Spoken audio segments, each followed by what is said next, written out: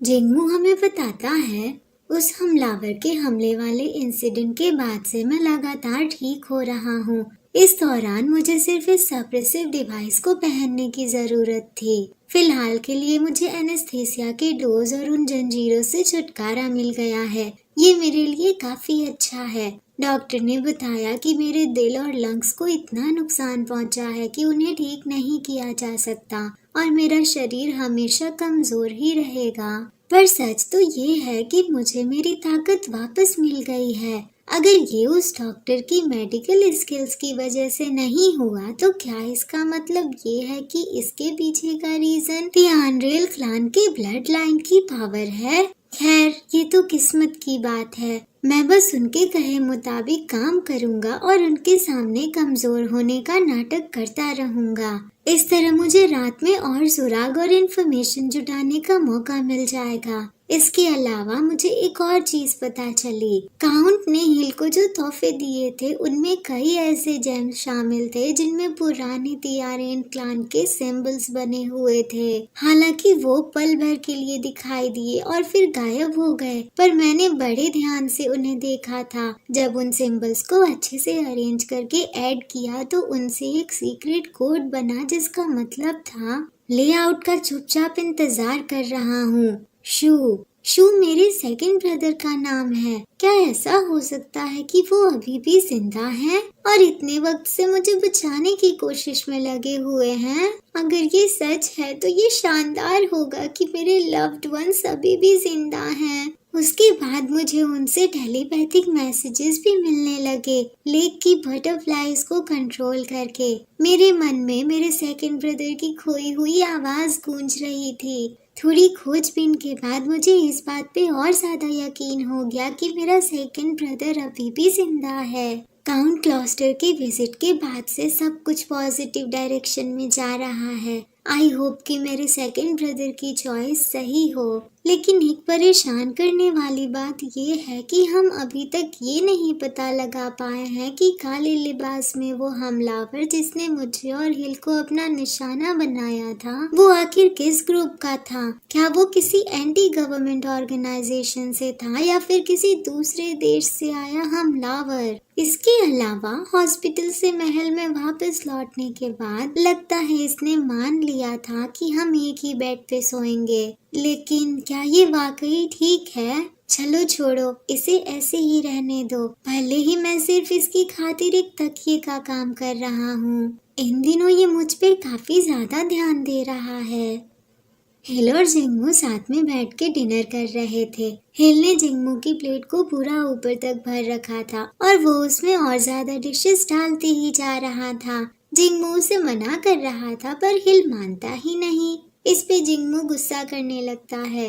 हिल उसे बताता है कि मुझे खाने का मन नहीं हो रहा था, इसीलिए मैंने। पर जिंगमू को अच्छे से पता था कि हिल बहाना बना रहा है क्योंकि ये उसकी फेवरेट डिशेस थी। जिंगमू को हिल की ये इतनी ज्यादा फिक्र जरूरत से ज्यादा लग रही थी। ये बातें अभी चल ही रही होती हैं कि तभी दरवाजे पे नॉक होता है और एमी हिल को बताती है कि डिनर के बाद क्राउन प्रिंस आपसे मिलना चाहते हैं। हिल ठीक है बोलता है। डिनर के बाद इवान हिल से मिलने उसके कमरे में आता है। दोनों भाई बातें कर रहे होते हैं। जिंगमू भी उसी कमरे में साइड में बैठ के बुक रीड कर रहा था। इवान हिल से उसकी खैरियत पूछता है तो हिल बताता है कि डॉक्टर ओवन ने कहा है कि मैं काफी जल्दी रिकवर कर रहा हूँ। हिल को अपने जल्दी रिकवर होने पे खुशी थी, पर साथ ही उसे इस बात का दुख ज्यादा था कि अगर वो जल्दी से ठीक हो जाएगा तो उसे फिर से अपनी मार्क रिमूवल सर्जरी करानी होगी और फिर जिंगमू को खत्म कर दिया जाएगा क्योंकि मार्क हटने के बाद उसका कोई भी यूज नहीं होगा। हिल के चेहरे को देख के इवान समझ जाता है कि उसके भाई को उस कैदी की फिक्र सता रही है। वो हिल को बताता है कि फादर ने कहा है कि क्योंकि उस कैदी ने तुम्हारी जान बचाई है तो अगर वो ठीक से बिहेव करे और भागने की कोशिश ना करे तो हम उसे खत्म नहीं करेंगे। ये सुन के हिल को थोड़ा सा अच्छा फील होता है, पर इवान झूठ बोल रहा था। वो इस झूठ के लिए मन ही मन हिल से माफी भी मांगता है। इवान बिल्कुल भी नहीं चाहता था कि हिल उस कैदी को लेके थोड़ी भी फिक्र करे। जिंगमू चुपचाप उन दोनों की बातें सुन रहा था। इवान हिल को आज की मीटिंग का रीजन बताता है। वो गहरी सांस लेते हुए उदास मन से हिल से कहता है, कैली एम्पायर के रिप्रेजेंटेटिव्स आ चुके हैं। इनमें कैली एम्पायर के 5th प्रिंस और दूसरे लोग शामिल हैं। हमने आज सुबह पॉलिटिकल मैटर्स पे डिस्कशन किया और प्रिंस कैली ने कहा है कि मैरिज अलायंस के बारे में वो खुद तुमसे बात करना चाहते हैं। ये सुन के तो हिल इतना ज्यादा घबरा जाता है कि पूछो ही मत। उसके दोनों हाथ कांपने लगते हैं। कैली एम्पायर के 5th प्रिंस का जिक्र सुन के हिल इतना क्यों घबरा रहा है, इसके पीछे एक बहुत ही दर्दनाक कहानी है गाइस, जो आपको अगले पार्ट में पता चलेगी। मैरिज अलायंस वाली बात जिंगमू भी सुन रहा था। हिल को ना चाहते हुए भी कैली प्रिंस के साथ मीटिंग के लिए हाँ बोलना ही पड़ता है। उसे कैली प्रिंस से मिलने में काफी ज्यादा डर लग रहा था, पर वो अपने भाई के लिए और ज्यादा प्रॉब्लम्स नहीं क्रिएट करना चाहता था, इसीलिए वो ना चाहते हुए भी हाँ बोल देता है। इवान को भी पता था कि हिल इस मैरिज अलायंस से खुश नहीं है, इसीलिए वो उसके पास आके बड़े प्यार से उसके सिर पे हाथ रखते हुए उसे यकीन दिलाता है कि इस बार मैं तुम्हारी खातिर इस मैरिज अलायंस को खत्म करने की पूरी कोशिश करूंगा। इस पे हिल नजरें नीचे झुका के हल्की सी स्माइल करता है, क्योंकि उसे पता था कि इस मैरिज अलायंस को तोड़ना इतना आसान नहीं है। फाइनली ये डिसाइड होता है कि हिल आज रात होने वाले बैंक्वेट में कैली प्रिंस से मिलेगा। शाम हो जाती है। हिल कपड़े चेंज करके आता है तो देखता है कि जिंगमू वहीं सोफे पे बैठा हुआ था। हिल प्यारी सी स्माइल के साथ उसकी ओर आते हुए पूछता है कि मैं कैसा लग रहा हूँ। हिल की आवाज सुन के जिंगमू उसकी ओर मुड़ता है तो उसे देखते ही रह जाता है।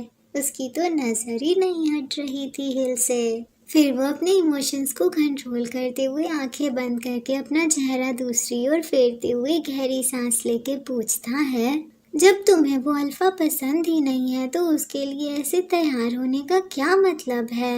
हिल जिंगमू के करीब झुक के मुस्कुराते हुए पूछता है कि क्या तुम जेलस हो रहे हो। इस पे जिंगमू बिना उसकी ओर देखे ही बोलता है कि तुम कुछ ज्यादा ही सोच रहे हो।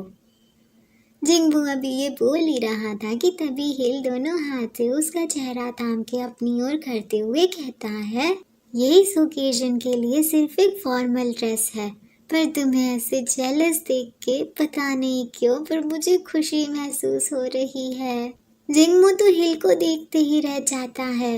वो कुछ बोलता उससे पहले ही हिल उसे हग कर लेता है। हिल को अपने करीब महसूस करके जिंगमू को रियलाइज होता है कि हिल तो कांप रहा है। क्या इसे किसी चीज से डर लग रहा है? ये सब सोचते हुए वो भी हिल को हग करने के लिए अपना हाथ आगे बढ़ाता है, पर उससे पहले ही हिल हग ब्रेक करते हुए उसे कहता है, मेरा इंतजार करना। ये बोल के हिल वहाँ से चला जाता है। जिंगमू उसे जाते हुए देख रहा था और मन में यही सोच रहा था, ये आज कुछ अलग तरीके से एक्ट कर रहा है। अगर बात सिर्फ एक बैंक्वेट अटेंड करने की होती तो ये ऐसे एक्ट नहीं कर रहा होता। ओह नो, मुझे ऐसा क्यों लग रहा है कि कुछ बुरा होने वाला है। रेडी हो जाओ गाइस, ये रात बहुत लंबी होने वाली है और बहुत बुरी भी। मुझे तो हिल की बहुत ही ज्यादा फिक्र सता रही है।